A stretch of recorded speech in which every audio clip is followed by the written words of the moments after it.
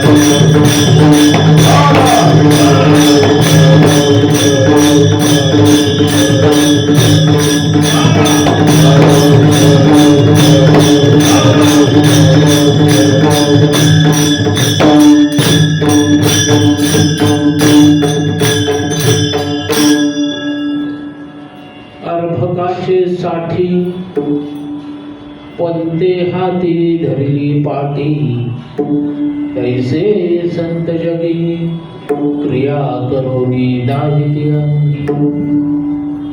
बाळकाचे चाली माता जाणुनी पावल घाली, तैसे संत जगी क्रिया करोनी दाविती अंगी. तुका म्हणे नाव जनासाठी उदकी ठाव, तैसे संत जन क्रिया करुणी दाविती अंगी. माझी वाणी तुझे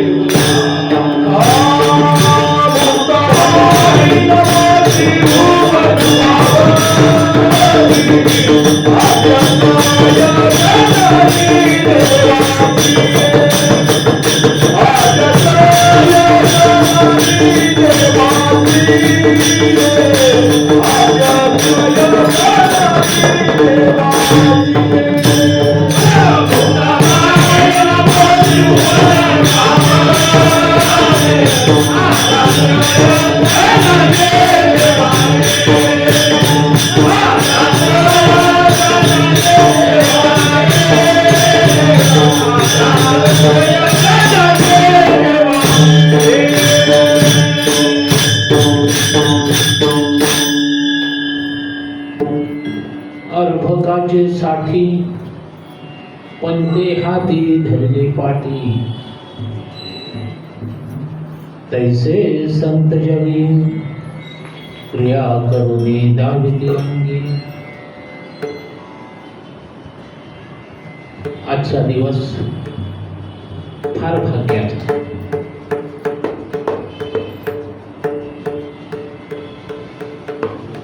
बाळा, मी बोलायला लागल्यानंतर तुम्हाला बेसून असलं तरी चालेल, अगोदर लावून घ्यायचं कपडा डोके अगोदर. माझ्या काही फोडी आहे, वाईट म्हणा चांगलं म्हणा, पण एकदा चालू झालं अजिबात नाही, शांत ऐकायचं. मी जास्त वेळ घेणार नाही तुमचा, जास्त वेळ घेणार नाही. आजचा दिवस भाग्याचा. कशावरून? तुम्ही आज सकाळी डोळे उघडले, दुसऱ्याचे नाहीत, स्वतःचे. म्हणलं ह्याच्यात काय भाग्याचं? ते रोजच उघडतो. भाग्य कसलं ह्याच्यात? नाही रे गड्या. एक दिवस असा येतो की तू डोळेच उघडत नाही, सगळे बोलवायला येतात. आई येते, बायको येते, मुलगी येते, पण तू काय डोळे उघडत नाहीस. त्यामुळे आजचा दिवस भाग्याचा आहे. तुम्ही सकाळी डोळे उघडले, संध्याकाळी भगवंताचं नाव मुखात आलं, हे परम भाग्य आहे. कीर्तन ही ज्ञानाची साधना आहे, उपासना आहे. कीर्तन हे ज्ञानापेक्षाही श्रेष्ठ आहे. का? ज्ञानवरांचं प्रमाण सांगतो, जे देवाला शक्य होत नाही ते संतांनी कीर्तनाच्या माध्यमातून शक्य करून सांगितलंय. म्हणून देवापेक्षा संत श्रेष्ठ आहे. संतांनी काय केलं? कीर्तन चांग कीर्तन चांग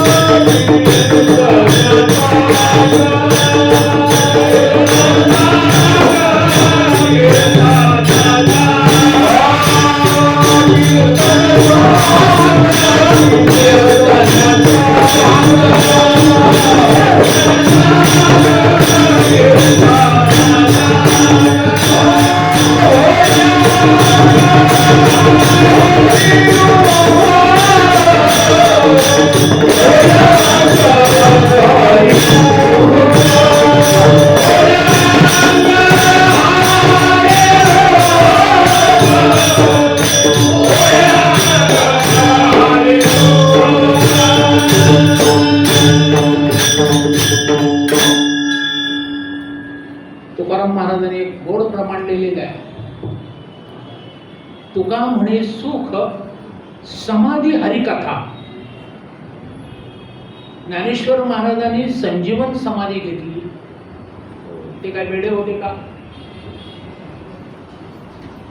ज्ञान त्यांना विचारायला यायचं, कारण त्यांनी कित्येक लिहिलेल्या ओव्या हे जणू काही महाराजांसाठीच आहेत, माऊलींसाठीच आहेत.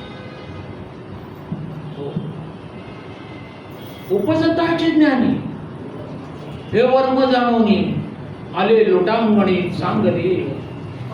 16 वर्षाच्या मुलाला 1400 वर्ष जगलेला थोर योगी नमस्कार करतो.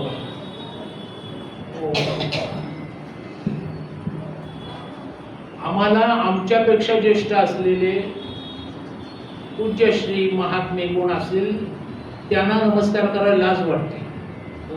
काय फोनच्या पाय पडायचं? तो सलाम करतो. महाराज ख्रिश्चनांचा नम्रतेसारखं भूषण नाही.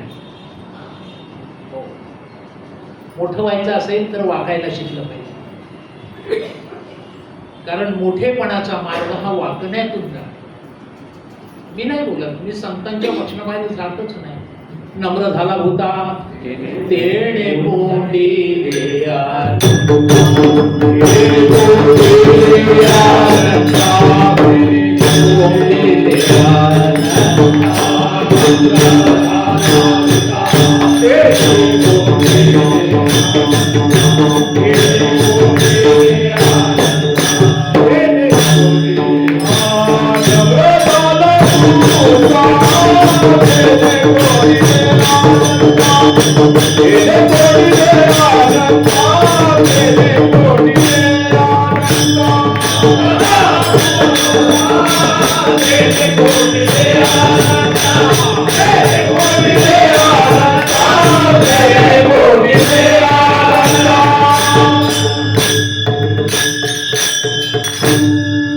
आपण वाकलो ना, बलाढ्य असलेल्या देवाला सुद्धा कोंडण्याची शक्ती निर्माण होते.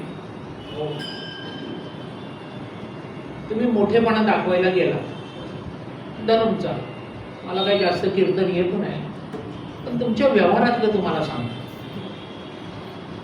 काही माणसांना संपत्तीचा फार गर्व असतो, ज्याला त्यांना आपली संपत्ती दाखवावी असं वाटतं. ज्याला त्याला संपत्ती दाखवावी असं वाटतं. आणि लग्न विशेष प्रसंगी स्त्रियांना तर खूपच वाटतं, लग्नाला जायचंय.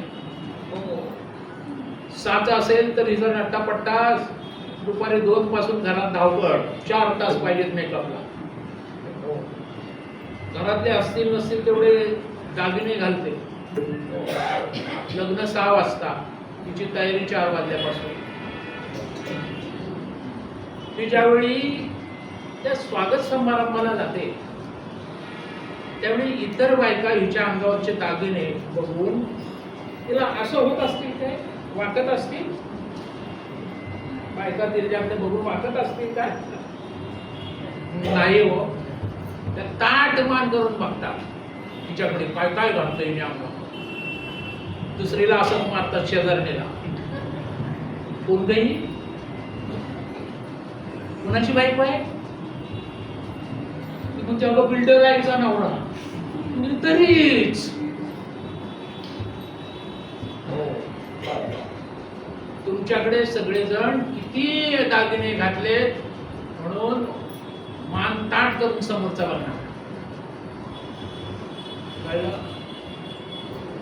पण तोच एखादा महात्मा जर त्या विवाह मंडपात त्याच्या शिष्याचं लग्न असेल आणि तो जर गेला आणि श्रोते बिते लग्नाला आलेले वराडी महात्मे आलेत असं पाहतात, त्यांच्याकडे ताट बघतात काय, कोणाला बुवा असे बघतात.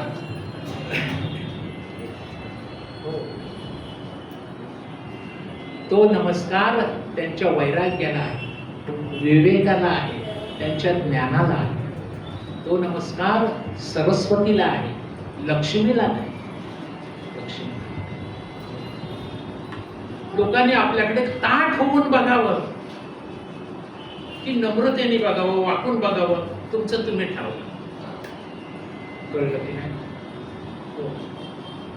पण खेड्यातली गोष्ट सांगतो जी लहानपणापासून मी पाहिलेली आहे. पूर्वीच्या काळी आमच्याकडे कोकणामध्ये म्हणजे 50-60 वर्षापूर्वीची गोष्ट असा, एखादी मुलगी, नवतर मुलगी, ती माहेरवाशीण असू द्या किंवा सासरवाशीण असू द्या, त्यावेळी नळ नव्हते घरामध्ये, डोक्यावर हंड्यावर हंडा घ्यायची. आणि काकेत कळशी असायची. लेकरून रडायला लागलेलं असायचं त्याला पण या कळशी या कवेत घ्यायची. आणि ती पाणी आणायला विहिरीकडे नाही का आडाकडे जायची पाणवट्यावर. परंतु समोरून एखादे महात्मा आले, बाबा आले की ज्यांचं आज कीर्तन आहे गावात, त्यानं बघितलं की ती माऊली, ती तरुण मुलगी पोराला आपल्या खाली ठेवायची, कळशी ह्या हाताने धरायची आणि त्या बाबांना वाकून नमस्कार करायची. त्याच्या अगोदर आपल्या पायातल्या चपला बाजूला काढून ठेवायची आणि नमस्कार करायची. हे मी पाहिलेलं 50 वर्षापूर्वीचं लोकसंस्काराचं खेड्यातलं दृश्य आहे. हो, आजही तो संस्कार माझ्या मनावरती ठाम आहे. काळ बदलला, आता कोण पाणी भरायला डोक्यावर हंड्यावर हंडा, काकेत कळशी, ह्या बाजूला मोर, असं कुठे दिसत नाही. घरामध्ये नळ आले. जितक्या सुखसोयी वाढल्या तितक्या संस्कारांचा लोप होत चालला. आणि म्हणून तुमच्या मुखामध्ये देवाचं नाव आलं. माझं कीर्तन मी नेहमी प्रबोधनात्मक करतो, तुम्हाला आवडत नाही का? नाही. हो, गंमत अशी झाली, तुमच्या मुखातून देवाचं नाव आलं याची तुम्हाला कल्पना नाही काय झालं. ज्ञानेश्वर महाराज म्हणतात, बहुत सुकृताची जोडी म्हणून विठ्ठली आवडी. ज्ञानेश्वर महाराजांना आपण पूज्यस्थानी मानतो. तुमच्या वाडवडिलांनी, तुमच्या आई वडिलांनी कुठेतरी पुण्य केलं असेल म्हणून तुम्हाला कीर्तना येण्याची बुद्धी झाली. काहींचं अर्धवट पुण्य असतं, ते कीर्तनाला येऊन बसतात. म्हणजे आई वडिलांनी कधी सणासुदीला महाशिवरात्रीला, गोकुळाष्टमीला, रामनवमीला उपवास केला असेल इथपर्यंत, म्हणजे माझे वडील वाडवडील करायचे म्हणून तुम्ही कीर्तनाला येऊन बसले. परंतु तोंडाला गच्च मिठी मार, हात हलतील बिलतील म्हणून असे हात घडी, तोंडावर बोट, अशा पद्धतीने कीर्तनाला बसायचे. पण ज्यांचं खरोखरच सफल पुण्य आहे ते कीर्तनाला नुसते बसून नाही, कीर्तनाचं अविभाज्य अंग होणार. हाताने टाळी आणि मुखाने नाम, याचं नाव कीर्तन आहे. तुम्हाला काय वाटेल हे मला माहिती नाही, का असं करावं? देवाचं नाव टाळी वाजवून घ्यावं. आपला देव हा भजन पूजन करणारी साधना आहे. देव एकच आहे, सर्व धर्माचा देव एकच आहे, एकांतिक आहे. एको देवा सर्व भूतेषु सर्वा. इस्लाममध्ये एकेश्वरी आहे, पारसीमध्ये एकेश्वरी वाद आहे, जैनांमध्ये एकेश्वरी वाद आहे. वाद नंतर झाले बाबा. देव ही संकल्पना एकच आहे, समुद्र एकच आहे, त्याला मिळणाऱ्या नद्या देशादेशातल्या भिन्न आहे. म्हणून आपण ज्या देवाची प्रार्थना करतो त्या देवाचे उपासनेने टाळी वाजवणं म्हणजे आपण त्याच्याशी समरस होणं. आता टाळी का वाजवावी? कितीतरी खडूस लोक असतात, गावोगावी आम्हाला भेटतात, महाराज टाळी का वाजवावी? त्याला सांगतो नंतर भेट, कारण आता वेळ कमी आहे. तसं तुम्हालाही सांगतो, मला कधीतरी खाजगीत भेटा. टाळीचे खूप फायदे आहेत. लावणी मृदुंग श्रुती टाळ घोष, सेवू ब्रह्मरस आवडीने. आपल्या धर्मामधली उपासना ही मुखानं बोलण्याची आहे.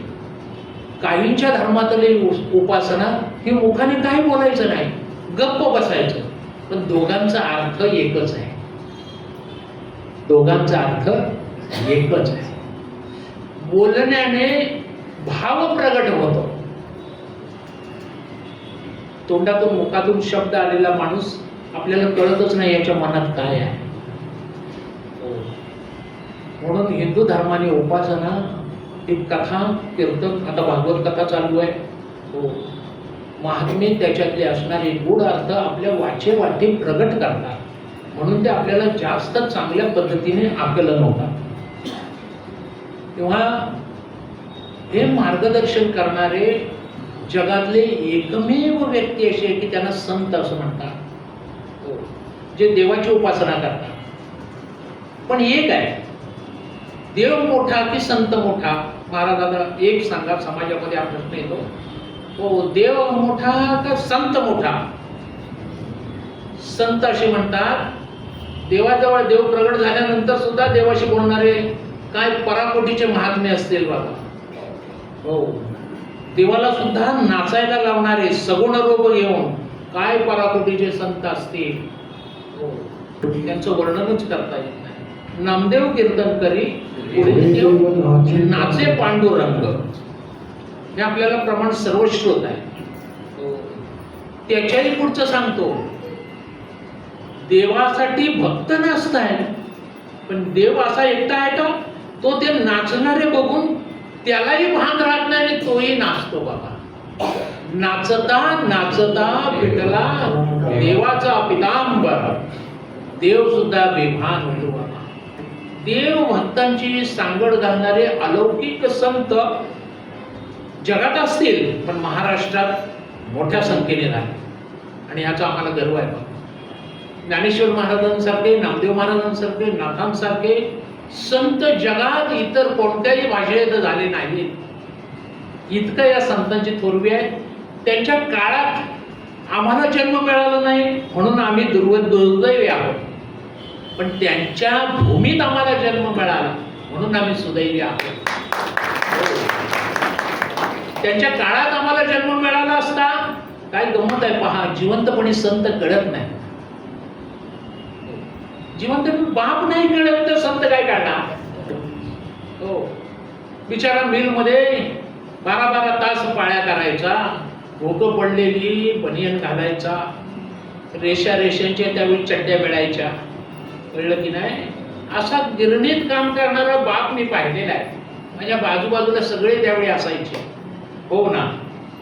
तो घरी खाऊन यायचा तो 10 तारखेला, आणि मुलांना माहिती असं आज 10 तारखेला पगार आहे, आज बाबा घरी खाऊ घेऊन येणार. रोज अन्न मिळायचं, पण त्या दिवशीचं विशेष अन्न असायचं. दिवाळीच म्हणा ना. असे दिवस पाहिलेले आम्ही ज्यावेळी पाहतो, हो, त्यावेळी संतांची आम्हाला प्रदर्शनी आठवण येते. आमचे सारखे संत त्रिभुवनात नाही. आम्ही धन्य झालो की महाराष्ट्राच्या मातीत आम्हाला जन्म मिळाला, जिथे शिवछत्रपतींच्या रूपानं शौर्य नांदतंय आणि ज्ञानेश्वर महाराजांच्या रूपानं ज्ञान नांदतंय. हो, केवढी मोठी पुण्याई आहे महाराष्ट्राची, केवढी मोठी पुण्याई. आणि म्हणून ज्ञानेश्वर महाराज सांगतात ते प्रमाण. हो, बहुत सुकृतांची जोडी म्हणून विठ्ठली आवडी. इतकंच नाही,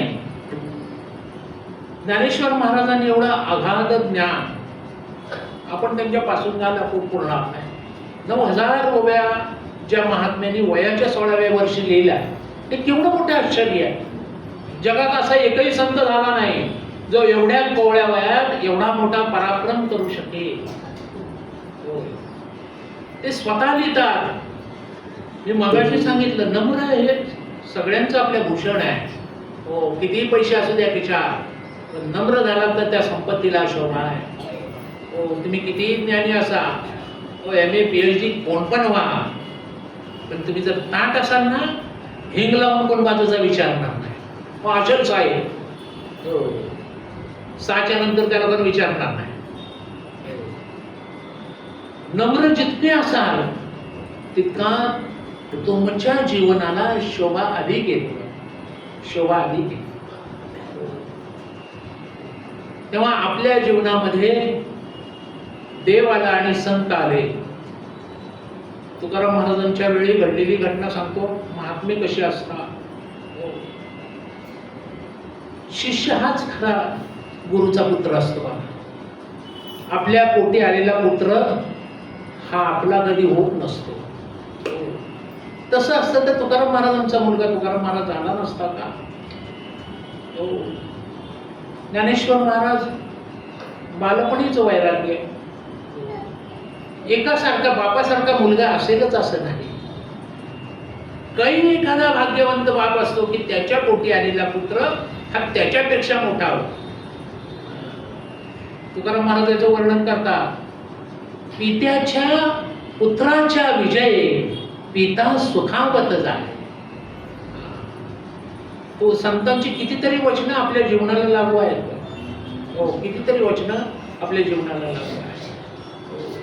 शुद्ध बीजापोटी फळे रसाळ गोड.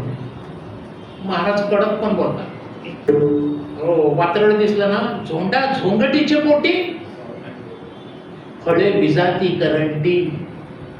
कळलं की नाही. हो, किती कडक महाराजांनी इतकं कडक बोलणं आपण ऐकू सुद्धा शकत नाही. हो, तेव्हा तुकाराम महाराजांच्या जीवनात घडलेला प्रसंग सांगतो. आपल्या पोटी आलेला पुत्र हे आपल्यासारखा असेलच असं नाही. कदाचित आपल्यापेक्षा त्याची उंची मोठी होईल, कदाचित आपलं असलेलं ऐश्वर्य सुद्धा घालवून बसेल. ज्ञानेश्वर महाराजांनी ज्ञानेश्वरीत खूप दृष्टांत दिले त्याच्यावर. बापाशी गडगंज श्रीमंती, पण पोराने व्यसनामध्ये उधळली. बाप ज्या ओटीवर बसून लोकांना मदत करायचा, पैशाची देवघेव करायचा, त्याच ओटीवर बसून गावकऱ्यांजवळ ते पोरग भीक मागू लागले. हो, ज्ञानेश्वर महाराज म्हणतात, काय रे करंटा पुत्र आहे. हो, बापाने ज्या ओटीवर बसून गावाला सुख दिलं, मदत केली, त्याच ओटीवर बसून व्यसनात सगळं उधळून त्याच गावाकडे हात बसवून. हो, हात बसवून. ओवी ज्ञानेश्वर महाराजांची खूप चांगली आहे. मला जरा आता आठवत नाही. हो, पण आठवली तर तुम्हाला नक्की सांगेन. का उपवास करी दरिद्रीची निदैवाच्या परिवरी लोह्या रुतल्या ते सहस्रवरी का तेथ पैसोनी जे उपवास करी. बघा आमचे विजय महाराज कीर्तन करायचे असं आठवत नाही वयाच्यामुळे आम्हाला. हो, आणि फार गोडीमुळं माझ्या आयुष्यात घडली सर. हो, तुकाराम महाराज निवर्तले. हो, त्यांचे शिष्य निळोबा आहे. पिंपळनेरला होते श्रीगोंद्याकडे. ते महाराजांच्या जवळ त्यांच्या निवर्तनाच्या वेळी नव्हते असं. त्यांना बातमी 2-5 दिवसांनी कळली. आताच्यासारखा मोबाईल नसता.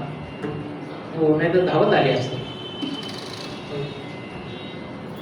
त्यांना तिथे बातमी कळली. ते धावत देऊला आले.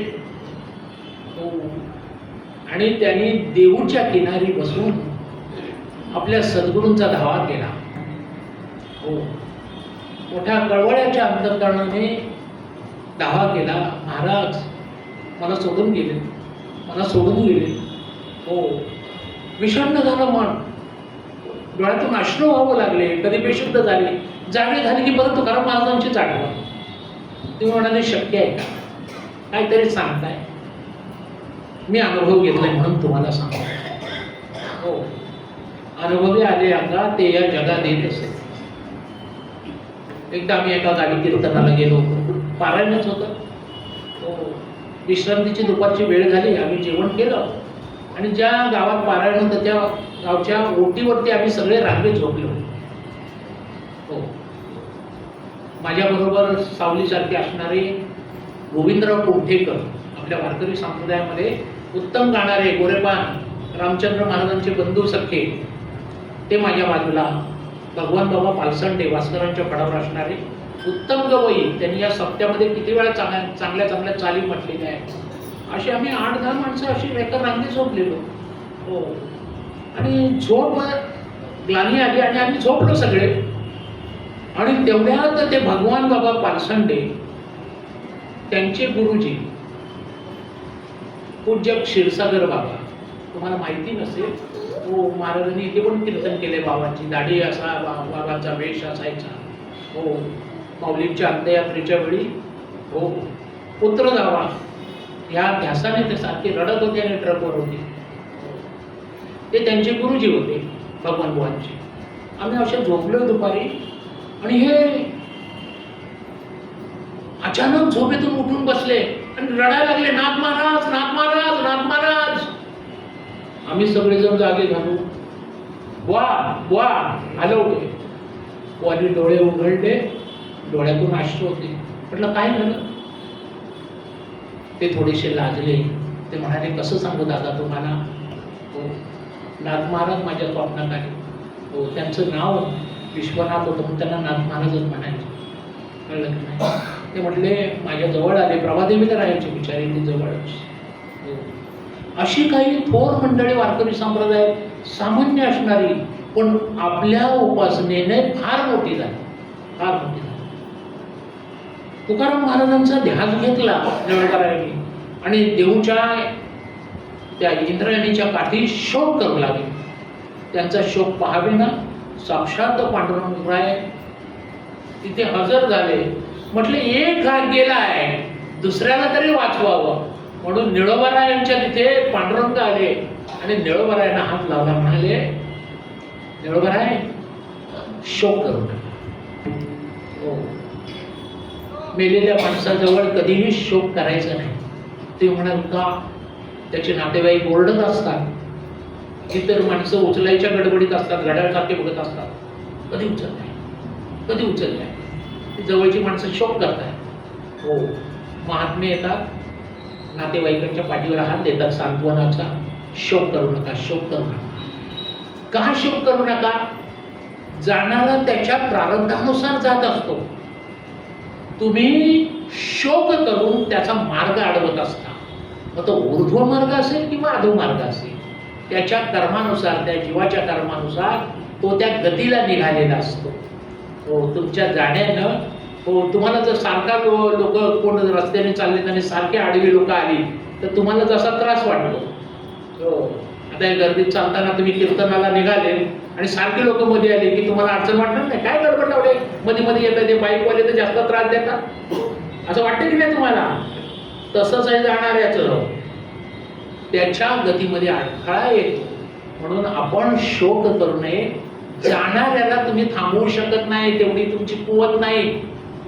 हो, तुम्ही त्याला निर्विघ्नपणे त्या आत्म्याला त्याच्या कर्माच्या गतीनुसार जाऊ देणं हे त्याच्या जीवनाचं सुख आहे. पण तुम्ही त्याला अडवत असं येतो खाली, येतो खाली. अरे होतं त्यावर विचारलं नाहीस त्यानं. कित्येक लोक माझ्याकडे येतात, किती ढोंगी असतात. हो बाबा, 13 आहे बाबांचं. काही लाडू घालू, बासुंदी घालू, जिलेबी ठेवू. मी बघितलेलं असतं ते कुटुंब.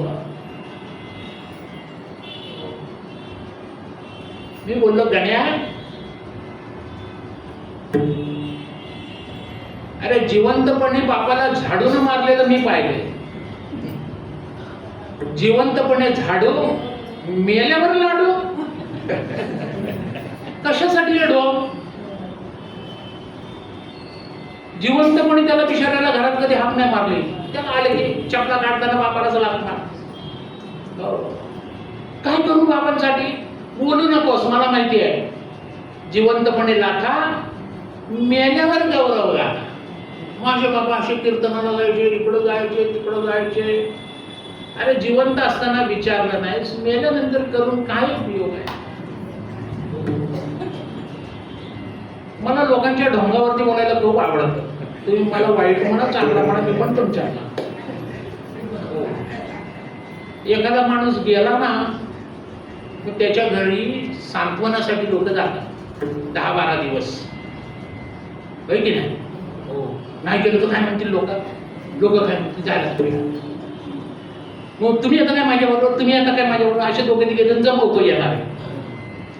त्याच्या घराजवळ जाईपर्यंत एकमेकाच्या टाळीवर टाळी देतात. मग तंबाखू आणलेस काय, जोक करून हसताय. म्हणलं आता नंतर घर जवळ दिसलं की मग सगळे शांत होतात. हे घर आलंय, हे दुःखामध्ये हात मारायला आलेले.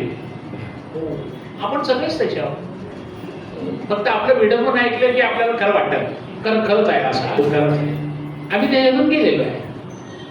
मग तिथे गेल्यानंतर तो बिचारा असा बसलेला असतो, नुकताच रडलेला असतो.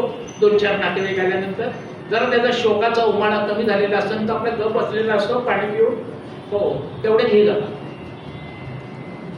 काय झालं, कधी गेले, कसे गेले, अटॅक आला. मग तुम्ही काही धावपळ नाही केली, हॉस्पिटलला नाही ना? तो बिचारा काकुळतीने सांगतो, असं झालं, दुपारी जेवले, तो आराम केला, विश्रांती केली. हे तो गेले 10 दिवस सगळ्यांना सांगत असतो. मी असं नाही करत. आपण त्याच्याकडे याच्यासाठी जातोय, त्याचं दुःख त्याला विसरता आलं पाहिजे याच्यासाठी जातो, अवांतर गप्पा मारायच्या. पण आपण जातो, नुकतीच कुठे त्याच्या दुःखावर खपली धरली असेल तर ती परत काढतो. कधी गेली, किती खर्च, दुपारी जेवढीने गेले. मी त्याला सांगितलं, बाळू काळजी करू नको, जग असंच असतं. तू काय कर, एकदाच काय काय झाले कसं ना ते पानावरती लिहून काढ. दुपार झाली होती, ते जेवले होते, जेवून विश्रांती घेत होते, अचानक अटॅक आला. आम्ही धावपळ केली, बॉम्बे हॉस्पिटलला गेले, तिथनं आणले, पण प्राण गेला होता. ते एकदा लिहून काढ, 100-200 कॉपी काढ, झेरॉक्स. पण विचारायला आला, कशी केली? घरी जा निवांत वाच. हो ना, कुठे सगळ्यांना सांगत बसता, तुम्हाला आवडली की नाही माझी कल्पना? असं काय? हो, जग हे फार ढोंगी आहे. हो, आपणही त्यात तेच आहोत. आपण काय पुढे आहोत? हो. तेव्हा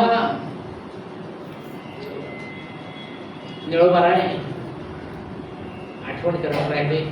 त्याने देवाकडे पाहिलं. स्पर्श झाला, त्याला वाटलं माझे गुरुदेवच आले. तुकाराम महाराजच झाले. त्यांनी बघितलं देवाकडे, गजरी पितांबर घातलेला, डोक्यावरती मुकुट घातलेला. हो, ताडकन उठून बसले आणि म्हणाले, देवा तू, अरे तुझा तर धावा मी केलाच नव्हता. तुझ लागिले बोलाविले कोणी, तुझ लागिले बोलाविले कोणी, प्रातिला वाचू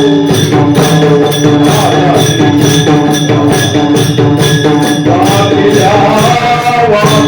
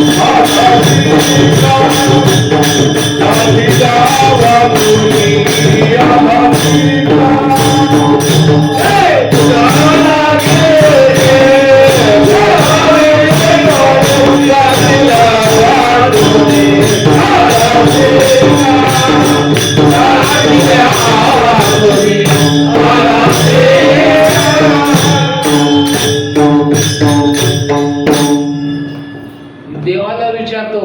तुकाराम निळोबाला देवाला विचारतात, आपण जर देव समोर दिसला तर नाचायला लागलो. तुकाराम महाराज विचारतात, तुझ्याला निळोबाला विचारतात, तुझा लागी येथे बोलाविले कोणी. अरे तुझा धावाच नव्हता केला, तुला बोलावलंच नव्हता. हो, मी तुकाराम महाराजांना, माझ्या गुरुदेवांना मी बोलवतो. गुरुप्रती असलेली प्रगाढ श्रद्धा देवाला सुद्धा यावं लागतं बघा. हो, म्हणून शिष्य हाच खरा गुरुचा पुत्र असतो. हो, जेवढ्या गाद्या आहेत महाराष्ट्रामध्ये, महाराष्ट्राच्या बाहेर, उत्तरेमध्ये, दक्षिणेमध्ये, त्यांची मुलं बसलेली नाहीत, त्यांचा उत्तम असलेला शिष्य त्याला तिथे बसवतात. कळलं की नाही? खुर्चीची भानगड चालू आहे, ती तिकडे रोज बघता येईल. तिथे नाही खुर्चीची भानगड. तिथे सांगितलं या या बसा, नको नको नको नको नको, तिथे या या बसा बसा, 100 जण उड्या घालतील, ती खुर्चीची मोडतोड करून. कारण इथे त्याग, वैराग्य, ज्ञान, याच्यासाठी तयारी नाही कोणाची. फक्त पैसे पाहिजे, पैसे. कळलं की नाही? एवढं मोठं पोट आहे रे तुझं. पैशाच्या मागे लागलेल्या माणसाला सुख कधीच नसतं, कारण पैसा त्यांचा मालक झालेला असतो. पैशाला कधी मालक बनवू नका, पैशाला नोकर म्हणून वापरा. हो, नोकर म्हणून वापरा. गावात विहीर बांधतायत, तो 1000 रुपयाला सांगा, ए जा रे तिकडे मदत कर द्या. गावात सप्ताह आहे, 1000 रुपयाला सांगा, ए जा तिकडे जा, त्या सप्त्याकडे जातो 1000 रुपयाला. वरळीत सप्ताह आहे, 100-500 रुपयाला तुमच्या सांगा, जा रे वरळीला जा, गरज आहे, सप्ताह चालू आहे तिथे. पैशाला नोकर बनवा, तो तुमचा ऐकेल. पण पैशाला मालक बनवला, तुमच्या डोक्यावर तो बसला की तुमचं डोकं ते काम करू देणार नाही बाबा. हो, याचा अर्थ पैसा नसावा का? पैसा असावा, पण झोप शांततेने येणारा असावा. जगातला सगळ्यात सुखी माणूस कोण असेल? जो पडल्या पडल्या झोप. जगातला सगळ्यात दुःखी माणूस कोण आहे? सगळं ऐश्वर्य असून सुद्धा दिवस रात्र झोपत नाही, त्याच्यासारखा दुःखी माणूस नाही. हो. खूप मला पैसेवाले येऊन भेटतात, ते म्हणतात तुम्ही झोपता कसे, बोल बघायचं आहे. हो दुपारी या, मी जेवल्यानंतर कसा आढावा होतो मस्त पाहिजे. म्हटलं आम्हाला हे सुख नाही. हो खूप पैसे आहेत ना, ते कसे झोपून देते. मुलगा व्यसनी आहे, छंदी फंदी आहे, एकुलता एक आहे, 7 मुलींच्या नंतर झालेला आहे. हो पण सुखाने झोप घेऊ देत नाही. काय गंमत आहे पहा. जीवन अनंत यातनाने दुःखाने भरलेलं आहे. संतच त्याच्यापासून आपल्याला मुक्त करू शकतात. हो संतच त्याच्यापासून मुक्त करू शकतात. कारण आपल्याकडे पहा, ज्यांचा शिष्य या महाराष्ट्राचा राजा, पण त्यांनी आपली लंगोटी सोडली नाही. लंगोटी न सोडणाऱ्या संतांना रामदास असं म्हणतात, समर्थ रामदास. त्यांचे शिष्य असणारे राजे शिवछत्रपती महाराष्ट्राचे राजे. आमचा ह्याच्यातलं 2-5 ह्याच्यातलं एखादा जरी नगरसेवक शिष्य झाला ना, तर आम्ही आपले धोतर सोडायला तयार. साहेब काहीतरी वेगळंच करा. हो किती वर्ष धोतर नेसायचे. संतांचं जीवन हे ऐश्वर्य संपन्न जीवन आहे. आता जेवायचं मस्तपैकी झोपायचं. हो चिंताच नाही, चिंताच नाही. चिंता तो करेल, मग आपण काय चिंतन करावं. आपण त्याचं चिंतन करावं. ज्याचं चिंतन आहे ना त्याला चिंता नाही. हो काही झालं त्याच्यावर भार टाका. आपण आपल्यावर भार घेतो. घालून या भार राहिलो निश्चिंती एवढंच म्हणतो, पण भार तो डोक्यावर घेतोस म्हणून तो दुःखी आहे, दुःखी आहे. तेव्हा देवाचा धावा निळोबारायांनी केला, तुकाराम महाराजांचा धावा निळोबारायांनी केला, देवाला बाजूला पाठवला. याच्यावरून तुकाराम महाराजांचा एक ह्याच्यावरती अभंग आहे. तुम्ही देवपूजेला बसले आणि त्यावेळी एक तपस्वी बाबा तुमच्या दरवाजाजवळ आले. तुम्ही ताबडतोब देवपूजा सोडणार, बाबा या या या या या. हो असं करावं का. तुकाराम महाराज म्हणतात हो बेशक करावं. हो देवपूजा सोडायची, पहिले संतांचे चरण कमल धुवायचे. देव सारावे परते, संत जावे आरते. हो देवाला ओवाळण्यासाठी जे निरंजन सजवलेलं असतं पूजा करताना, ती संतांची पहिली आरती करावी, नंतर देवाची करावी. एवढं संतांचं महत्व सांगितलेलं आहे. मग आता प्रश्न येतो, संत कोण. महाराज संत संत आम्ही ज्यांच्याकडे पाहिलं समाजामध्ये ते तर सैतान निघाले. हा बाबा संत होतील असं वाटलं, पण याचे 1000 लफडे. हो हा बाबा संत असेल असं वाटलं, पण ह्याची पण तेवढीच लफडे. आता संत म्हणून मिठी मारायची म्हणा. तुकाराम म्हणतात हालवून कुंट अधिक करावा बळकट. पूर्वी जातं असायचं जातं. हो तुम्हाला कदाचित माहिती नसेल. हो मी आपला मुद्दा बोलतोय. पूर्वी जातं होतं, खाली एक दगड वर एक दगड आणि त्याला कुंटा असायचा. मिक्सरवालीला हे कळणार नाही.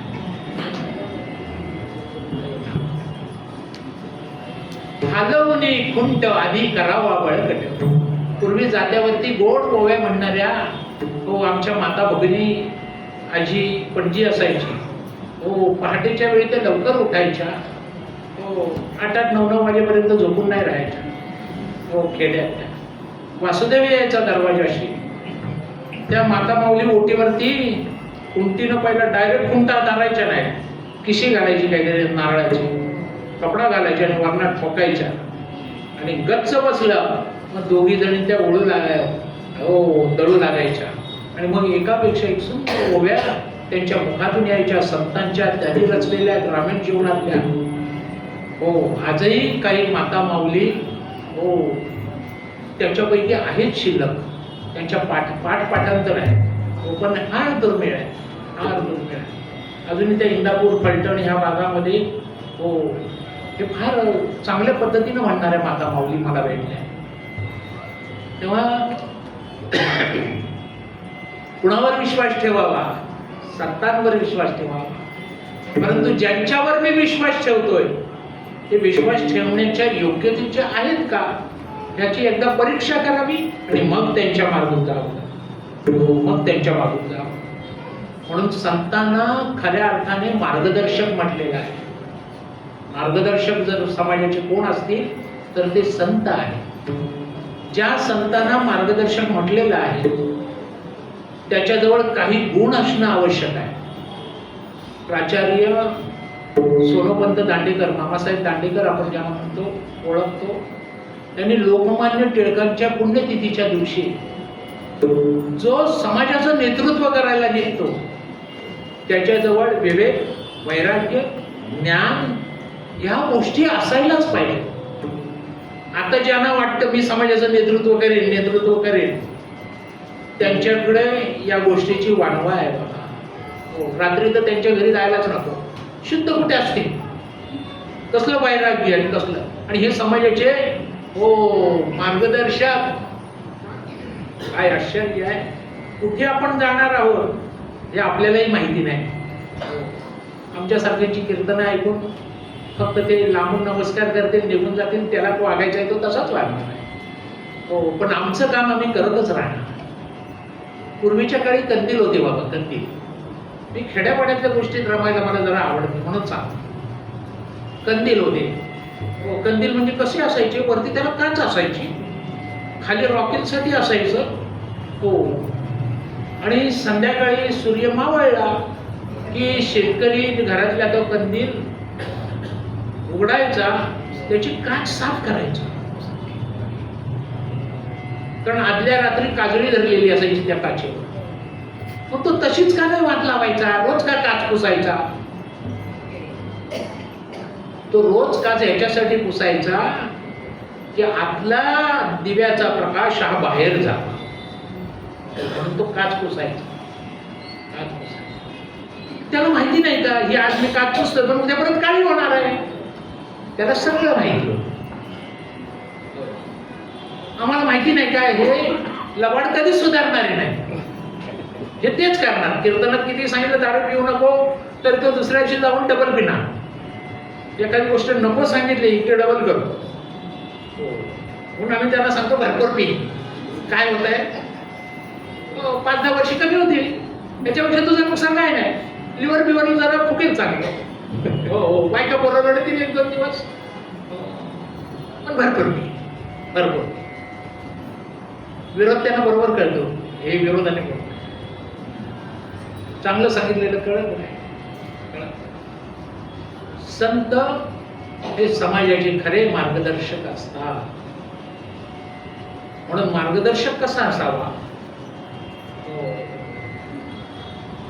एकदा दारूबंदीवर व्याख्यान होतं बघा.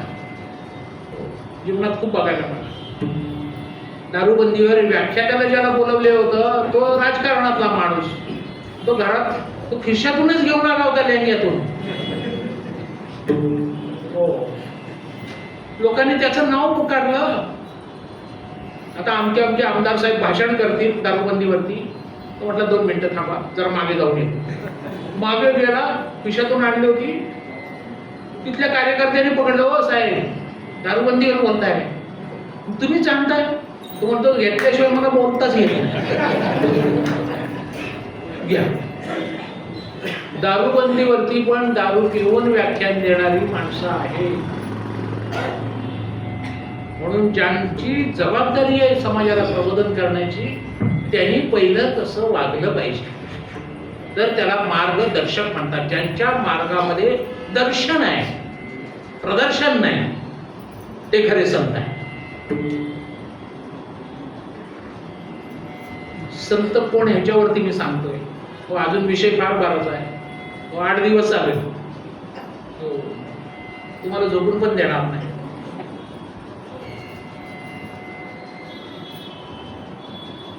एकाने अरबी घोडा घेतला. महालक्ष्मी जवळच आहे आपल्या इथे रेसकोर्स. रेसकोर्सला पळतात ना, तो टांग्याचा घोडा नाही, तुम्हाला वाटेल ते हे टांगेचे घोडे वेगळे, अरबी घोडे खास पळण्यासाठीच आणलेले असतात. घेणारे अरबोपती असतात. ते आपल्या कुळाचा विचार नाही करत, पण त्या घोड्याचा विचारणार तुम्हाला. याचा बाप कोण होता? तो म्हटलं स्पेन मधला. याची आई कुठली होती? ग्रीक मधली. ह्याचा आजोबा कुठल्या देशातला? तो म्हणतो अरबस्थानातला. त्यावेळी त्याची आजी कोण होती? तर ती श्रीलंकेची. याने ह्याच्या आई बापाचा आजोबाचा कधी शोध घेतला नाही, त्या घोड्याचा घेतला. रेसचा घोडा त्यांनी करोडो रुपयाला घेतला आणि त्याला तसाच ट्रेनर ठेवला. ट्रेनर म्हणजे त्या घोड्याला धावावं कसं, पळावं कसं हे शिकवण्यासाठी. आणि तो मिलिटरीतला माणूस ठेवला. 10 लाख रुपये पगार. कॅप्टन होता, रिटायर झालेला. 2 महिने शिकवला. ते म्हणाले एवढा फायदा काय त्याच्यात आहे? तुम्ही रेसकोर्सला गेल्याशिवाय काढणार नाही. हो, जाताय का एकदा बघायला? आपला पगार कुठे बोलणार आहे?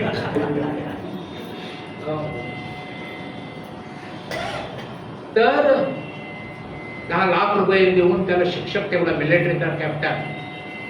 2 महिन्यात घोडा तयार झाला. तरुण, ओरवादार, देखणा. पण अचानक तो कॅप्टन साहेब होता याचा शिक्षक, त्याच्या मुलीचं लग्न अचानक ठरलं. त्याला लुधियानामधून, तो लुधियानाचा होता, पंजाबचा, फोन आला, घरी या, मुलीचं लग्न ठरलं. आणि मालकाला, त्या अरब मालकाला सांगितलं, शेठ मला मुलीचं लग्न ठरलं, मला जायलाच पाहिजे. तो म्हणतो मग आता घोड्याचं ट्रेनिंग कोण करणार? आता जवळ येत चालले शर्यत. तो म्हटलं दुसरा कोणीतरी बघा, दुसरा कोणीतरी बघा. मिलिटरीतलाच कोण असेल तर तो चांगला ट्रेन देऊ शकेल. हा निघाला, हो भारतात आला. दुसऱ्या दिवसापासून त्याने दुसरा शिक्षक ठेवला. दुसरा शिक्षक ठेवला, मिलिटरीतलाच कॅप्टन. 8-10 दिवस झाले दुसरा शिक्षक नेमल्यापासून, आणि तो घोडा अचानक लंगडायला लागला. मालकाकडे तक्रार केली, त्या अरब मालकाकडे.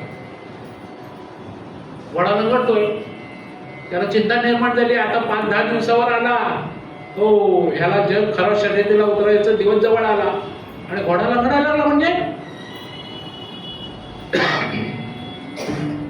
मग बघायला गेला, खरोखरच घोडा लंगडत होता. म्हटलं डॉक्टर को बोला, डॉक्टर को बोला. ताबडतोब देश विदेशातले डॉक्टर आले घोड्यावर इलाज करायला. हो, आपल्याकडे आपलं काय झालं तर गल्लीतला म्युन्सिपाल्टीचा पण येत नाही. घोड्यावर इलाज करायला विदेशातून डॉक्टर आले. हो, जर्मन, अमेरिकेतून, जिथे जिथे ब्रेडिंग होते. पण घोड्यात काही गुण येईना, घोडा लंगडतोय. काही करावं, अरब चिंतेत पडला.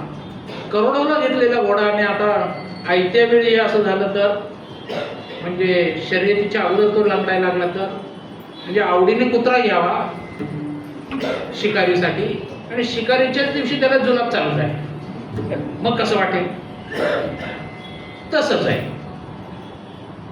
तर म्हटलं काय करावं, पण आपल्याकडे म्हण आहे, आडला नारायण गाढवाची पाय.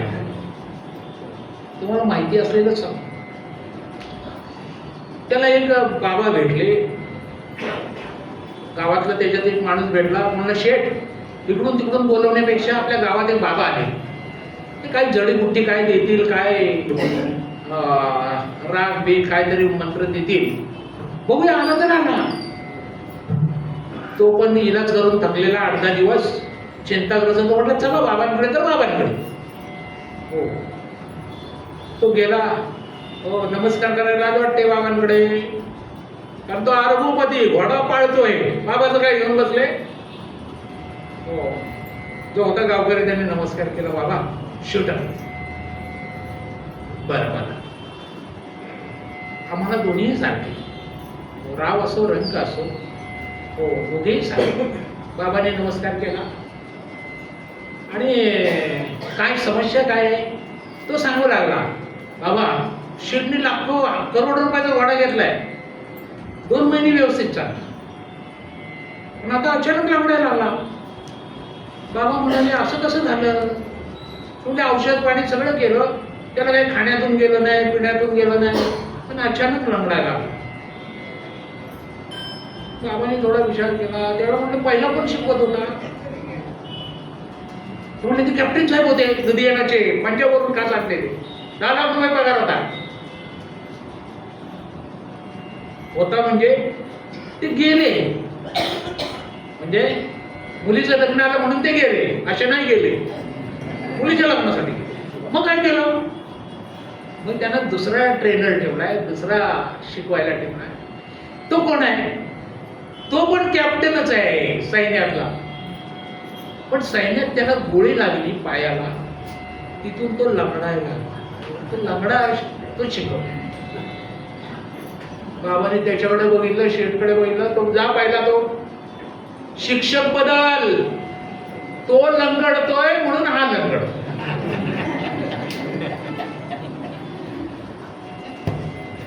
मार्गदर्शक कसा असावा? मार्गदर्शक हलवून खुंट आधी करावा बळकट. वेळ होईल तुकाराम महाराज पहिल्या चरणातून सांगतात की कसा मार्गदर्शक असावा. अर्वकाचे साथी, अर्वकाचे साथी, अर्वकाचे साथी, अर्वकाचे साथी,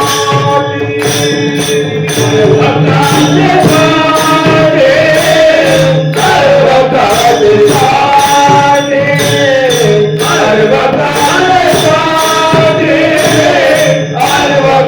अर्वकाचे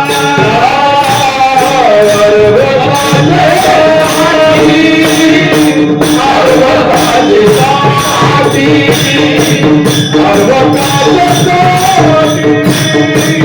अर्वकाचे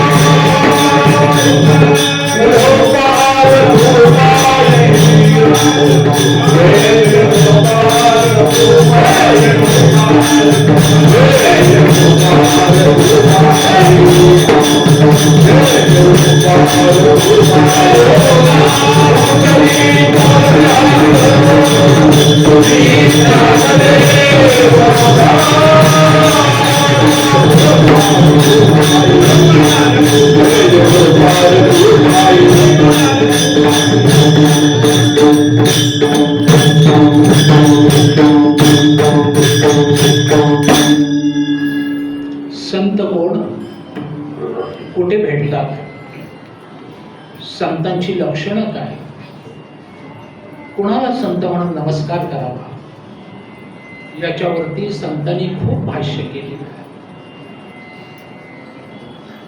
खोलात न जाता फक्त 3 लक्षणं या अभंगात तुकाराम महाराज सांगतात. त्यापैकी पहिल्या लक्षणाचा मी थोडासा उच्चार करतो आणि सेवा आठवतो. अर्भकाचे साठी पंते हाती धरिली पाठी. अर्भक कुणाला म्हणतात? ज्याला शिव कळत नाही अशा लहान बालकाला अर्भक म्हणतात. जे आईशिवाय कोणालाच ओळखत नाही. कारण आईचं आणि त्या जीवाचं हे साक्षात नातं असतं. साक्षात नातं असतं. ज्ञानेश्वर महाराज म्हणतात, किंबहुना धनुर्धरा जो ये मातेची अवदरा, तो मातेचा सोयरा की तुला बा. मातेचा सोयरा म्हणजे लाडका. आपण जो व्यवहारात सोयरा म्हणतो, हे आमचे सोयरे, तो नाही, तो लाबाड असतो. जो सोय पाहून तुमच्या जवळ येतो आणि त्याचं काम झालं की सोय पाहून लांब जातो, त्याला सोयरा आपण म्हणतो. ज्ञानेश्वर महाराज सोयरा हा अत्यंतिक आवडता, अत्यंतिक जीवापेक्षाही प्रिय, त्याला सोयरा असं म्हणतात. किंबहुना धनुर्धरा जो ये मातेचे अवदरा, तो मातेचा सोयरा की तुला पा. जगात नातं एकच सत्य आहे, आईचं आणि त्या अपत्याचं. बाकी सगळी लांबची आहे. फक्त त्या पोरगा झाला तर त्या पोरग्याची बायको येणार, ती पण जवळची नाही, ती दुसऱ्या घरातून दुसऱ्या संस्कारातून आलेली असते. हो, बापानंतर काका जरी झाला तरी तो सख्खा नसतो जीवाचा. फक्त आईचं आणि मुलाचं हेच नातं सख्खं आहे. बाकीची सगळी मानलेली नाती आहेत, जी आपण मानलेली आहेत. आता इंटरनेटवरून मानतो, कोण कुठला आहे, कोण कुठला आहे. हो, जपानमधली सोयरे, अमेरिकेतली सोयरे. हो, कळलं की नाही. पूर्वी असं नव्हतं बाबा. हा जवळचं करायची लोक, कारण घरातलं सगळं माहिती असायचं. तेव्हा जगात एकच नातं करायचं, ते म्हणजे आईचं आणि त्या अपत्याचं. नंतरची नाती, काका, मामा, मावशी, आत्या, हे सगळं मानलेलं नातं आहे. आपण जुळवलेलं आहे, देवाने नाही जुळवलं. हो, जुळवायला आपण गेलो होतो काय?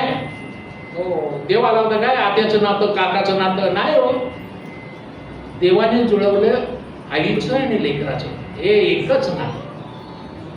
बाकी नातं ह्या शब्दाविषयी तुम्हाला सगळ्यांना कटू अनुभव आले असतील. मी थोडक्यातच सांगतो.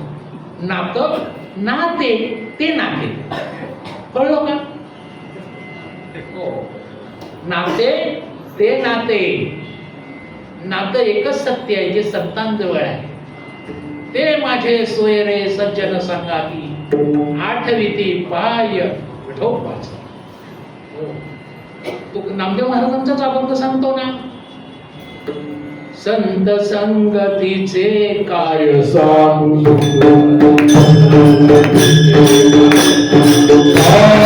संगतीचे काय सांगू,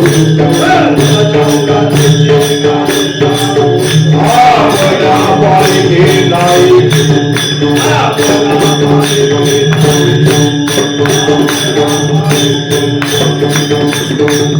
अर्भकाचे साठी, जे ज्याला शिशु काही कळत नाही. हो, पंते हाती धरली पाठी. हा पंत कोण? पूर्वीच्या काळी जे शिक्षक होते त्यांना पंतोजी म्हणायचे. खेड्यापाड्यातले शिक्षक पंतोजी म्हणायचे. हो, शिक्षक हा त्या गावाचा आदर्श असायचा. शिक्षक हा त्या गावाचा मार्गदर्शक असायचा. लोकांना भारतामध्ये लिहिता वाचता येत नव्हतं खेड्यातल्या जनतेना. त्यावेळी विश्वासाने चिठ्ठी आली मुंबईवरून तर शिक्षकांकडे वाचायला न्यायची. शिक्षक आणि दुसरा पोस्ट मास्तर हे गावातले दोन जाणते असायचे. पूर्वीच्या काळचे शिक्षक भरदार मिशी असायची, अशी वरती टिळकांची मिशी पाहिले की नाही तुम्ही फोटोतली? अजून पण धाक वाटतो की नाही टिळकांचा? अशी भरदार मिशीचा त्यावेळी शिक्षक असायचा. आताचा शिक्षक एकदम सपाटचाट, चकाचक एकदम. 70,000 पगार, एक विद्यार्थी शाळेत. अरे तू काय शिकवतो आणि ते वेळ शासनाला 70,000 एका पोरासाठी देत आहे? काय करायचं? नियम आहे बाबा, हो नियम आहे. एका गावात तर एक विद्यार्थी आणि 2 शिक्षक, 1.5 लाख रुपये शासनाचा पगार. महाराज खरं की खोटं आहे? चला मी तुम्हाला त्या गावात घेऊन जातो.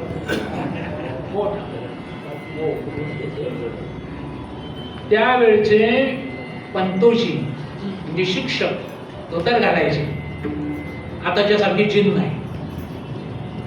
हो, अंगात सदरा असायचा, वरती काळा कोट असायचा, भरदार मिशी, हातामध्ये भरदार काठी असायची. ते शिक्षक जर रस्त्याने आपल्या गावच्या घराच्या रस्त्याने जात असते तर त्या मुलाचे पालक बाहेर यायचे आणि नमस्कार करायचे शिक्षकांना. हो, आपोआप ते पोरग सुद्धा घाबरायचं गुरुजींना, ते पण नमस्कार करायचं. जिथे माझे आई वडील नमस्कार करतात हो तिथे ते पोरग केवढंच जीव, तो काय करणार? आताचं चित्र उलट दिसतं बघा. हो, आता जर एखाद्याला गुरुजी म्हटलं तर म्हणतो, गुरुजी काय म्हणतो? सर म्हणतो. सर प्रायमरीला शिकवणार, पूर्ण आमच्याकडे गुरुजीच म्हणतात. कोणतं म्हणत असते सर म्हणा, म्हणजे कसं असं वाटतं जरा. म्हटलं सर सर झाडावर, नाही तर बाजूला सर. त्यावेळचे शिक्षक त्या मुलाच्या आई वडिलांना न विचारता छडीने मुबलक मारायचे, ठोक ठोक ठोकायचे. का मारलं म्हणून मुलाच्या आई बापाची बिशात नसायची. शिक्षकांना जाऊन विचारायची, माझ्या मुलाला का मारलं? लहानपणी त्याचं वर्णन ऐकलेलं आहे, छडी लागे चमचम विद्या येई घाऊन. आताच्या शिक्षकांनी हात लावून दाखवा, विद्यार्थ्याला हात लावून दाखवा. हो, दुसऱ्या दिवशी त्याला नाही जेलला पाठवलं ना त्या पालकांनी, तेच घाबरूनच राहतं शिक्षक. त्याला माहिती आहे कायदा. ते म्हणतात तुला शिकायचं तर शिक, नाही तर तुझं कर्म आणि तुम्हाला पगार चालू आहे. हो, मला बघा, पंतोजी हा काल ओघामध्ये जवळजवळ 80 सालापासून लुप्त होत चालला, लुप्त होत चालला. पण महाराजांची भाषा ही 16व्या शतकातली असल्यामुळे त्यांनी गुरुजीचं वर्णन करताना असं केलंय, अर्भकाचेसाठी पंते हाती धरली पाटी. पाटी म्हणजे दगडाची पाटी असायची, ती 40 वर्षापूर्वी आमच्या वेळी होती पाटी. आमच्या एका पाठीमध्ये शाळा असायची, त्याच्या घरचा अभ्यास त्या पाठीवर, त्या पाठीवरती गुरुजींचे आजचे प्रश्न सोडवलेले, त्यांनी उत्तरं विचारलेले, सगळं त्या पाठीत. आता पण काळ बदलला, त्यावेळी आमच्या हातात पाटी असायची, आता मुलांच्या पाठीवर शाळा आहे. ज्यांना लहान मुलं शाळेत जाणारी त्यांनी विचारा, 50 पुस्तकं, कितवीत आहेस? तुमचं दुसरीत आहे. एवढे पुस्तकं, एवढं काय असतं? तो म्हणतो आमच्याबरोबर शाळेत चला, ICICI. तुम्हाला माहिती आहे का? आईची आठवण येईल ICICI बघताना. हो, मुलांचं बालपण हरवलेलं आहे, अकाली प्रौढ होत आहेत. आमच्यासारखे मैदानी खेळ नाहीत, क्रिकेट नाही, कबड्डी नाही, लगोरी नाही, काही नाही. त्यांच्याकडे खेळ आहे, घराचंच मैदान करतो, मोबाईलवर खेळत बसतो. आई पण म्हणते घे, पण आपला गप्प व्हायच. हो, रडायला लागल्यानंतर आई जेवण करू देत नाही, ती स्वतः उचलते मोबाईल, ते देते. हो, 5-6 महिन्याचं झालं की ते पोर पण त्याच्यात रमायला लागतं हो. आईला त्रास नाही, बापाला त्रास नाही. मग त्याला किती वाटतं ते बघू दे. हो, एकच तर सांभाळायचं आहे. त्यावेळी 6-6 मुलं 7-7 मुलं एका घरात गोकुळ असायचं बाबा. हो, पण अडचण नाही कोणाची कोणाला व्हायची. धाबायची खोली त्या गिरणी कामगारांच्या खोल्या. हो, इथे सप्त्याला मी यायचो लहानपणी वडिलांचं बोल धरून. हो, तो साधारण 70चा काळ असेल. मोठे मोठे दिग्गज महाराज. माझ्या वडिलांचं कीर्तन नेहमी काल्याचं कीर्तन माऊलींचं. हो, ठरलेलं असायचं.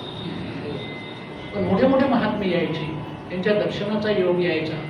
म्हणून आम्ही घडलो, पुढचं पिढीचं माहिती नाही. पण ह्याच्यात किती आनंद आहे जीवनाचा, तो सांगून ज्याला तो आलेला आहे तोच घेऊ शकेल. असो, संत कसे असतात, पाठी हातात घेतात आणि लहान मुलाला अर्भकाला जसं शिकवावं तसे समाजाला शिकवतात. पण ते काय त्याच्यात अडचणी असतात, काय त्याच्यात आपल्याला उद्धार देतात, काय आपल्याला दिशादर्शन करतात, ते परत कधी भेटल्यानंतर मला आठवण करा, ह्याच अभंगावर बोलू. तोपर्यंत काय करायचं, ज्ञानेश्वर माऊली ज्ञानेश्वर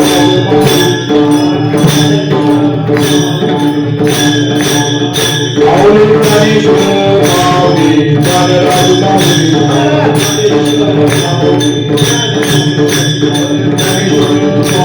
ज्ञानराज माऊली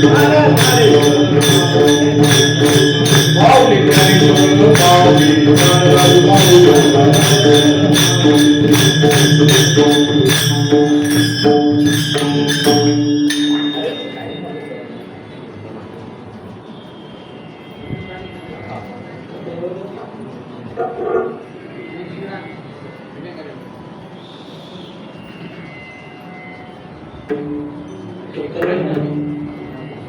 हा सप्ताह चालू करण्यामध्ये आणि अस्तित्वात ठेवलेला आहे. खरोखरच ज्यांनी हे ज्ञानसत्र चालू ठेवलेलं आहे त्यांचं दर्शन घेतलं आमचे दीक्षित गुरुजी. खरोखर आमचे त्यांच्या बाजूला बसलेले माधुश्री साहेब, आमचे जाधव, अजूनही त्यांच्यासोबत असणारे त्यांची या विभागातील कार्यकर्ते, हे ज्ञानसत्र चालू ठेवण्यामध्ये अनंत अडचणी त्यांना येतात. हो, आपल्या धर्माविषयी आपल्याच लोकांना, हिंदूंना जाण नसेल तर याच्यासारखं दुर्दैव नाही. पण काही चिवट मंडळी आहेत, त्यांनी त्या टॉवरच्या खाली 50,000 लोक जमायचे. हे तुम्हाला सांगितलं तर खरं नाही वाटणार. 50,000 लोक कीर्तनाला असायचे. मोठे मोठे दिग्गज महाराज यायचे बाबा. हो, त्यांचा अमृतासमान बोल, त्यांचे अमृतासमान विचार कित्येक गिरणी कामगारांना धरून गेलेले. तुमचे वडील असतील, तुमचे आजोबा असतील, कोणीतरी येत असल्याशिवाय तुम्ही इथे येणार नाही. हो, बौद्ध सुकृतांची जोडी. आणि म्हणून हे ज्ञानसत्र या मंडळींनी चालू ठेवले. खरोखरच यांचं दर्शन घेतो. आपण साऊथ मुंबईमध्ये राहतो, 18% मराठी माणूस राहिलेला आहे. हो, 18% मधले 8 माणसं जरी इथे आली तरी आपले सभागृह भरून जाईल. प्रत्येक घरातून संस्कारक्षम मुलांना याचं वळण लावा. सकाळी देवाला दर्शन करून, देवाच्या पाया पडून. पण देवाच्या पाया पडायला देवाचे फोटो तरी पाहिजेत ना घरात, आहेत की नाही? हा, त्याला पाया पडून जा, त्याला आवर्जून सांगा, कळलं की नाही? देवाला आईवडिलांचं दर्शन घ्यावं आणि मग आपला जो काय उदरनिर्वाहाचा भाग आहे तो करावा. निदान एवढं तरी संस्कारक्षम हिंदूंचं घर राहिलं तरी खूप झालं. आपण म्हणत नाही लहानपणापासून जा मदरशाला, हो बस तिथे, मग कसा बनवायचा. हो, हे शिक्षण तर आपण देत नाही. आपण चांगलं देतो शिक्षण, सहिष्णुता, आदर्श. काय इतर देशात आज काय चाललं. हो, आपल्याला जगाच्या पाठीवर हिंदूंना दुसरा देश नाही. हो, सगळ्या जगातून त्यांचे लोक ठेवतायत, बाजूचे लोक काढून टाकतायत.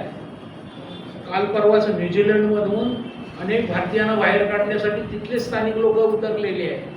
तुम्ही जगाचं जरा बघत ना. आपल्याला या भूमीशिवाय जगात मग आपली मुलं बाळ जाणार कुठल्या देशात? आपल्याच हातून हा देश गेला तर सांगायचं काम आमचं आहे. हो, या कानानं ऐकायचं, ह्या कानानं सोडून द्यायचं काम तुमचं आहे. हो, परंतु येणारा 5-25 वर्षानंतरचा काळ हा तुमच्या आमच्या दृष्टीनं फारच धोक्याचा आहे. म्हणून आपल्या मुलांना धर्मशिक्षण देणं, आपला हा देश आपलाच राहायला पाहिजे याच्याविषयी जागरूक राहणं. हे आणखीन कशाने करता येईल? आता इथे मी अर्भकाच्या पाठी सांगितलं, जरा 2-5 मिनिटं तुमची जास्त वेळ घेतो. राष्ट्रासाठी, देशासाठी. प्रत्येक हिंदूच्या घरात आता एकच आपत्ती आहे, एकच आपत्ती. मग ती मुलगी असो मुलगा असो, हे आताचा काळ आहे. कारण जबाबदारी नको, एक झाला चालवाचा. अरे तो टीम तयार करतोय तिकडे, 11 पोरं त्याच्या घरात झाली, त्याची नवरा आणि 4 बायका धरून एका घरात त्याची 20 मतं आहेत, तुझ्या घरी 3 मतं आहेत. किती काळ तू टिकणार? हो, प्रत्येक घरात किमान 2 अपत्य तरी असावीतच. आपल्या मुलांना, सुनांना, लेकींना, सगळ्यांना सांगा, किमान 2 अपत्य असायलाच पाहिजे. नाही परवडत नाही, परवडत नाही. कसं परवडेल? 4 व्हीलर पाहिजे, 4 व्हीलर घ्यायला पाहिजे. शनिवार रविवार पिकनिकला जायला पाहिजे, आउटिंगला 4 व्हीलर घेऊन. हो, मग तिकडे जेवायचं बिवायचं तिकडे. पगार 2 लाख, म्हणते एकच परवडते. फिरायला जायला चालते का? हा, मौज मजा करायला चालते मित्रांबरोबर, दारू प्यायला आणि मोडवायला. लाज नाही वाटत? राष्ट्राचा विचार नाही? उद्या मताधिक्याने आपली जे संविधान आहे तो सगळं मतांवरती अवलंबून आहे. राष्ट्राचा चेहरा मोहरा जर बदलला ना, तर उद्या तुम्ही म्युन्सिपाल्टीच्या ऑफिसमध्ये गेला तरी तिथे बसलेला असणार.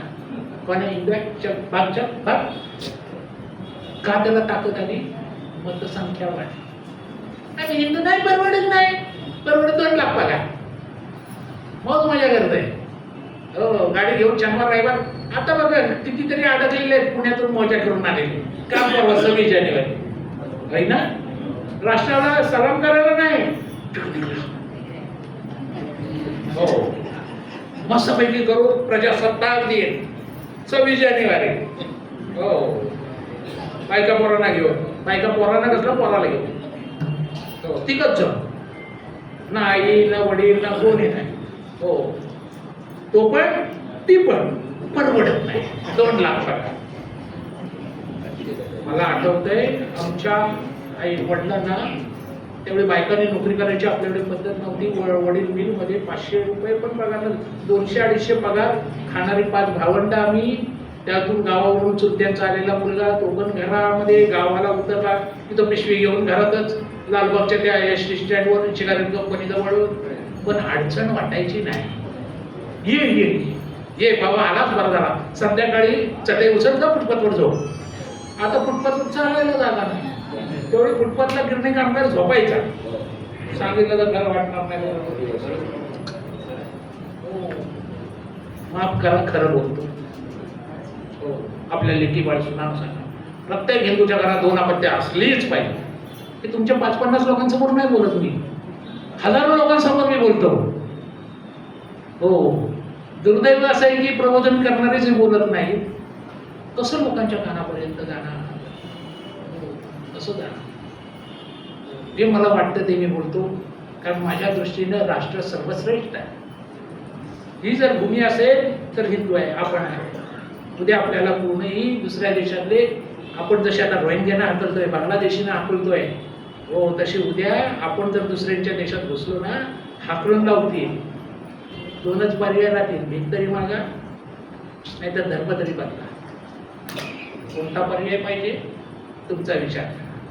2 लाख पगार घेताय, काहीतरी देशासाठी केलंय, तुमचं नाही पुरतच नाही. 2 लाख पुरत नाही. कसे पुरणार? जर शनिवार रविवारी रोज स्वयंपाक नाही, पॅकिंग नको आहे, पॅकिंग नको.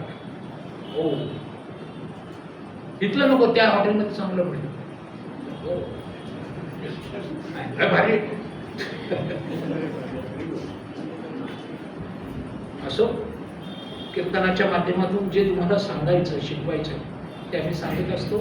देव करो तुमच्यामध्ये जागृती येवो आणि तुमचे संसार सुखाचे होवो आणि हे राष्ट्र देवांचं आहे, प्रेषितांचं आहे, हे असंच उभारीला येवो अशी पांडुरंग चरणी प्रार्थना करतो. माझा वेळ झाला, कीर्तन आटपतो. तुकाराम तुकाराम जे विठ्ठल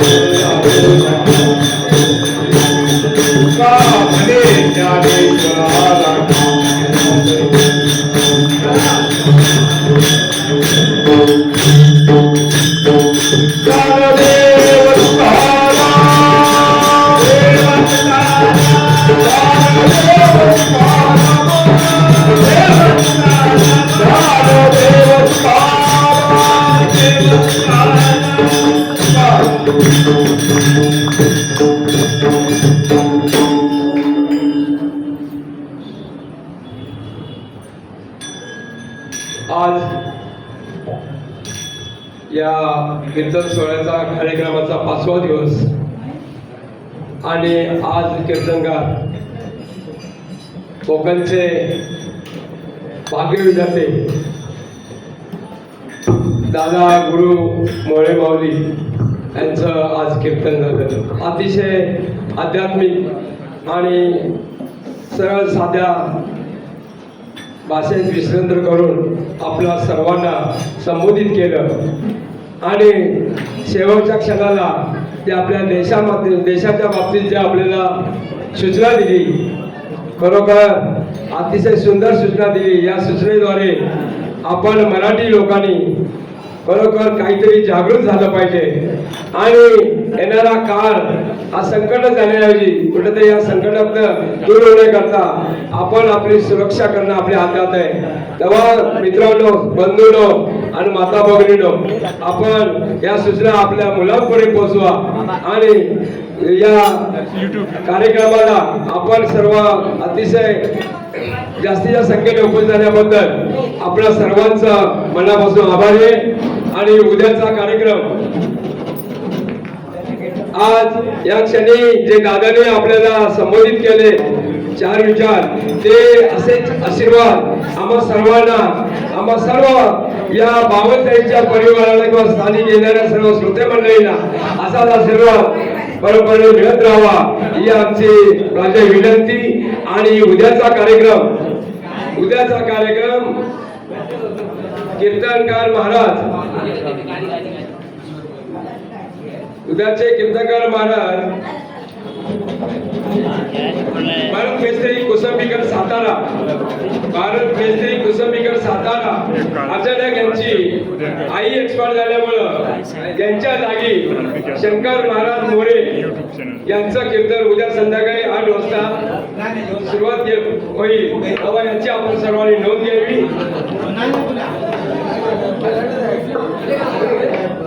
धन्यवाद.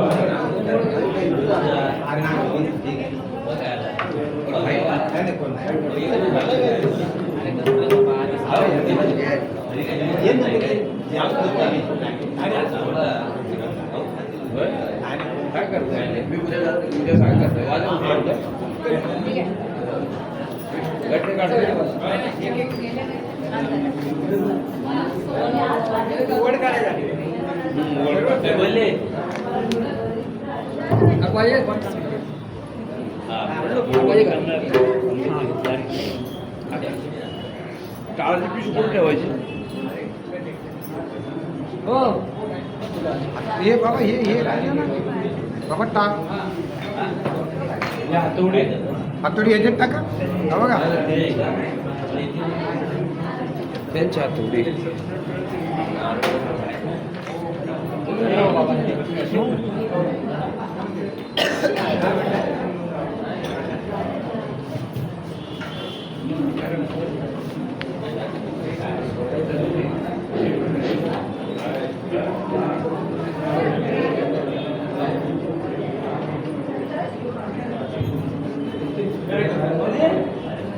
राम